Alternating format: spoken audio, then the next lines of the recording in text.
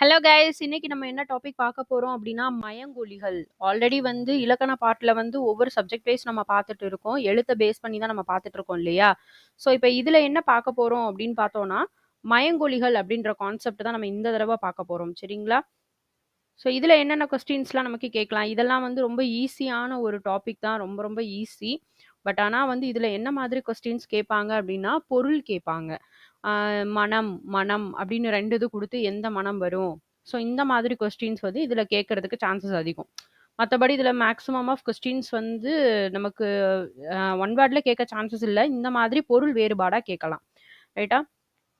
So இதுல வந்து பார்த்தீங்க அப்படின்னா, நமக்கு உச்சரிக்கிறதுக்கு ஒரே மாதிரி தான் இருக்கும். ஆனா பொருள் வேறையா இருக்கும். அதுதான் எது அப்படின்னா மயங்கொலிகள். ஓகேவா? உச்சரிக்கும்போது ஒரே தான் மனம், மனம். இது உச்சரிக்கும்போது ஒரே மாதிரி தான் இருக்கும். பட் ஆனா இதோடைய பொருளும் வேற, இதோட பொருள் வேற. அந்த மாதிரி இருக்கிறதுக்கு தான் என்ன சொல்லுவாங்க அப்படின்னா, மயங்கொலிகள்னு சொல்லுவாங்க. மயங்கொலி எத்தனை அப்படின்னு கேட்கலாம். 8. மயங்கொலிகள் எத்தனை? 8. அது என்னென்ன அப்படின்றத நம்ம ஆ சூஸ்ல கேட்கலாம்.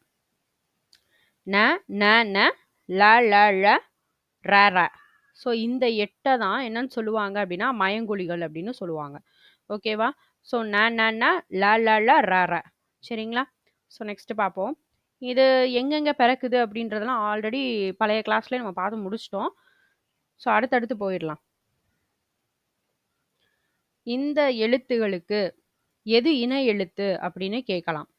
ஓகேவா? இன்னோடைய இணை எழுத்து என்ன? இட். இந்தோடைய இணை எழுத்து இத். இன்னோடைய இணை எழுத்து இர். ஓகேவா? ஸோ இது எல்லாமே வந்து ஈஸியா எப்படி நமக்கு தெரியும் அப்படின்னா, இத குடுத்து இணை எழுத்து என்னன்னு கேட்டா, அதுக்கு முந்தின எழுத்து தான் இணை எழுத்து அதுக்கு. இட், இன். இத், இந்து. இர், இன். ஸோ இந்த இன் குடுத்து அதோடைய இணை எழுத்து என்னன்னு கேட்கலாம். அதுக்கு முன்னாடி லெட்டர் தான் இணை எழுத்து. அத வந்து நல்லா படிச்சுக்கோங்க. ஒவ்வொரு லெட்டர் குடுத்து இணை எழுத்து கேட்குறாங்க அப்படின்னா, வயங்கொலியில அதுக்கு முந்தின எழுத்து தான் எது? இணை எழுத்து. இது வந்து டேக் அடுத்து வர்றதுனால, இந்த இன்ன என்ன சொல்லுவாங்க அப்படின்னா, டன்னகரம் அப்படின்னு சொல்லுவாங்க. ஓகேவா? இந்த க்கு அடுத்து வர்றதுனால, இந்த இன்ன வந்து என்ன சொல்லுவாங்க? தன்னகரம் அப்படின்னு சொல்லுவாங்க. ஓகேவா? இருக்கு அடுத்து வர்றதுனால, இத என்ன சொல்லுவாங்க அப்படின்னா, ரன்னகரம் அப்படின்னு சொல்லுவாங்க. இத கொஸ்டின்ல கேட்கலாம். டகரத்தை அடுத்து வரும் நகரம் டேஷ்ன்னு கேட்கலாம். டன்னகரம். தகரத்தை அடுத்து வரும் நகரம் என்னன்னு கேட்கலாம். தன்னகரம். ரகரத்தை அடுத்து வரும் நகரம் ரன்னகரம். ஆனா பட் இதெல்லாம் கேட்கறதுக்கு ரொம்ப சான்சஸ் வந்து கம்மி தான். ஓகேவா? பொருள் தான் அதிகமா வந்து இந்த மயங்கொலிய பொறுத்தவரைக்கும் கேட்பாங்க. சரிங்களா? இதெல்லாம் ஜஸ்ட் ஒரு கோ த்ரூ லைட்டா வாசிச்சு விட்டாலே போதும் நமக்கு.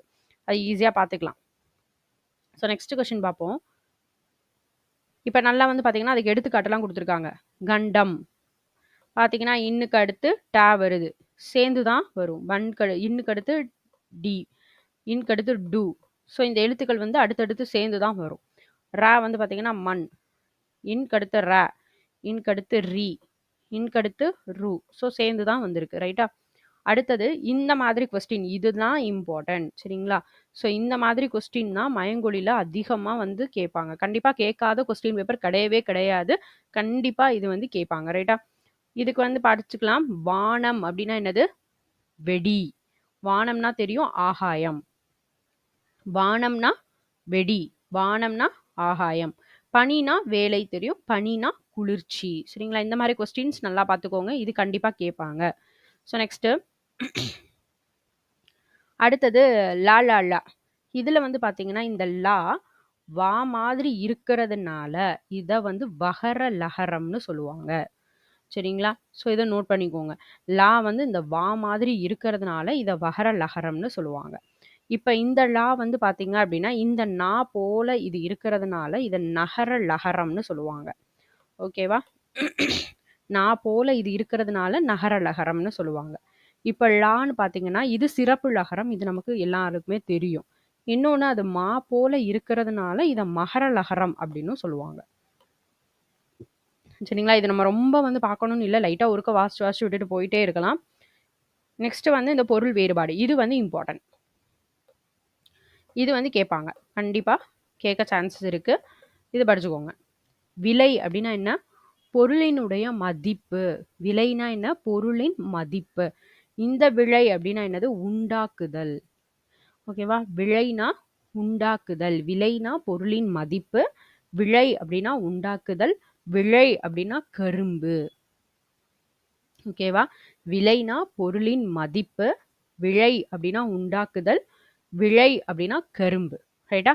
ஸோ நெக்ஸ்ட் இலைன்றது செடியினுடைய இலை. அதை தான் இலைன்னு சொல்லுவாங்க. இழை அப்படின்னா மெலிந்து போதல், இழைத்தல் அப்படின்னு சொல்லுவோம் இல்லையா? மெலிந்து போதல். இழை அப்படின்னா நூல் இழை. ஓகேவா? இந்த மாதிரி கொஸ்டின்ஸை படிச்சு வச்சுக்கோங்க.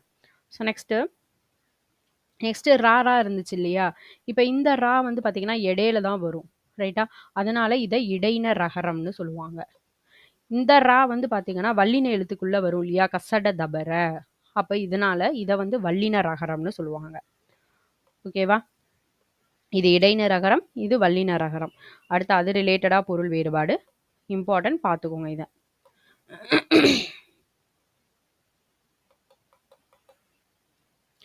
ஏரி அப்படின்னா நீர்நிலைன்னு அர்த்தம். ஏரி அப்படின்னா மேலே ஏரி. ஓகேவா? கூரை அப்படின்னா வீட்டின் கூரை. கூரை அப்படின்னா புடவை. ஓகேவா? இவ்வளவுதான் மயங்கொலியில ரொம்ப ரொம்ப சிம்பிள் தான். மயங்கொலி எத்தனை அப்படின்னு பார்த்தோம்னா 8. உச்சரிக்கிறதுக்கு ஒரே மாதிரி இருக்கும், பொருள் வேறையா இருக்கும். அதான் மயங்கொலி. மயங்கொலி 8. ல. ஓகேவா? ஸோ நெக்ஸ்ட் அதோட இணை எழுத்து எல்லாமே அதுக்கு முந்தின லெட்டர் தான் இணை எழுத்து. ஃபர்ஸ்ட் ஒன் நான் பார்த்தீங்கன்னா அதுக்கு முந்தின எழுத்து தான் இணை எழுத்து. அதை வச்சு தான் இதை சொல்லுவாங்க டன்னகரம், இதை தன்னகரம், இதை ரன்னகரம்னு சொல்லுவாங்க. ரைட்டா? அடுத்தது போகலாம். அதுக்கு எக்ஸாம்பிள்ஸ் கொடுத்துருக்காங்க.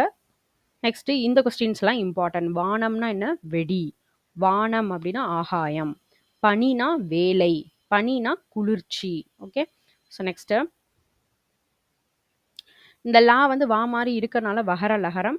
இந்த லா நா போல இருக்கனால நகர லகரம். இந்த லா வந்து என்னது நமக்கு சிறப்பு லகரம் ப்ளஸ் மா போல இருக்கனால மகர லகரம். இப்போ இது ரிலேட்டடாக கொஸ்டின்ஸ் வரும். விலைனா என்னது? பொருளின் மதிப்பு.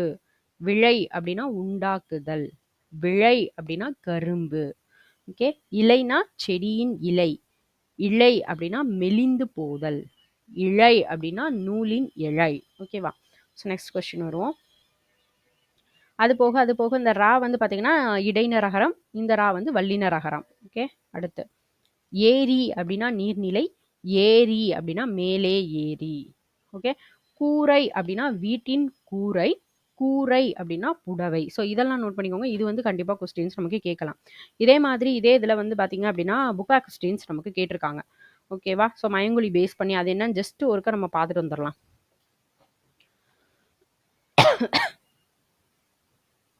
சிரம் என்பது டேஷ். என்ன சொல்லியிருக்காங்க? சிரம் என்பது டேஷ். எந்த தலை? தலை. 2 இது கொடுத்துருக்காங்க. எது ஆன்சர் இதில்? ஃபர்ஸ்ட் ஒன் தான் ஆன்சர். ரைட்டா? சிரம்னா தலை. அப்போ இந்த தலை அப்படின்னா என்ன அர்த்தம்? பிணைத்தல், கட்டுதல். ஸோ இந்த மாதிரி மீனிங் தரும் இது. ஓகேவா? இந்த தலைக்கு என்ன மீனிங் அப்படின்னா பிணைத்தல், கட்டுதல். ஸோ இந்த மாதிரி மீனிங் வரும். நெக்ஸ்ட் இலைக்கு வேறு பெயர் என்ன? தலை, தழை. எது வரும்? தழை. இலை தழை அப்படின்னு தான் சொல்லுவாங்க. ஓகேவா? இந்த தழை அப்படின்னா என்னது?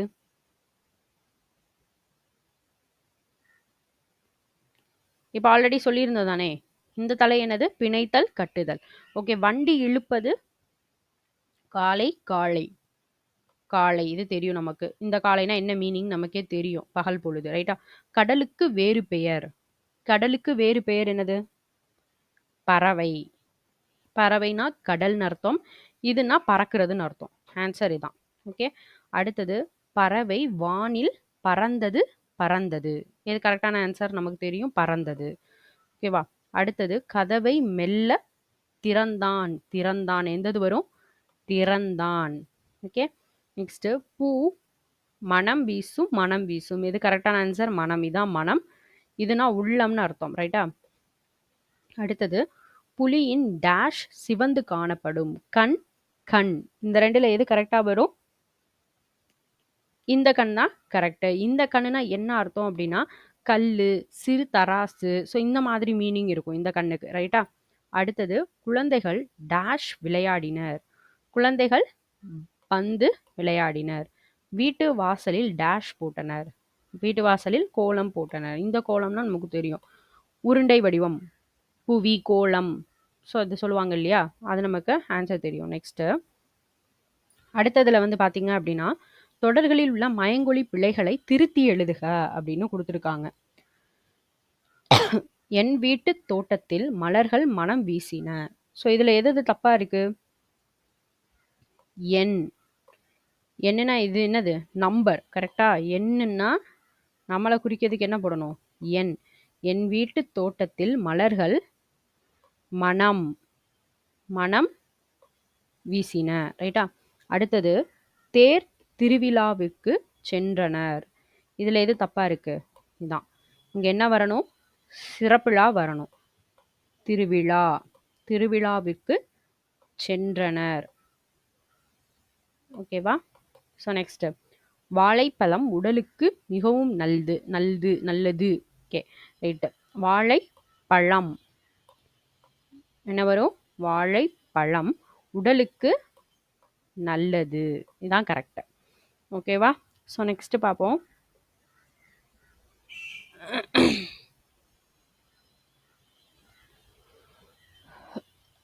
இதுல கரெக்டான தொடர் எதுன்னு கேட்டிருக்காங்க. கதிரவன் மறையும் காலையில் உதித்தது மாலையில். மாலையில் காலையில் உதித்து மறையும் கதிரவன். கதிரவன் காலையில் உதித்து மாலையில் மறையும். மறையும் காலையில் கதிரவன் உதித்து மாலையில். ஸோ கரெக்டான ஆன்சர் என்ன? ஆப்ஷன் 3. சாரி. ஆன்சர் என்ன? 3. கதிரவன் காலையில் உதித்து மாலையில் மறையும். இதான் கரெக்டான ஆன்சர். ஓகேவா? ஸோ இதெல்லாமே நோட் பண்ணிக்கோங்க. இது வந்து புக் பேக் கொஸ்டின்ஸ் தான். ஸோ இது வந்து நமக்கு கேட்கலாம். இந்த மயங்கொலி பேஸ் பண்ணி கொஸ்டின் கண்டிப்பாக கேட்பாங்க. இந்த மாதிரி தான் கேட்பாங்க. பொருள் வேறுபாடு தான் கேட்பாங்க. ஆனால் இது வந்து நீங்கள் நல்லா படிச்சுக்கிட்டாலே போதும். இந்த இது ப்ளஸ் நம்ம கொடுத்துருந்த அந்த நோட்ஸு. ஸோ அதை பார்த்துக்கிட்டாலே போதும். ஈஸியாக இதை எடுத்துடலாம் மார்க்ஸ். ஓகேவா?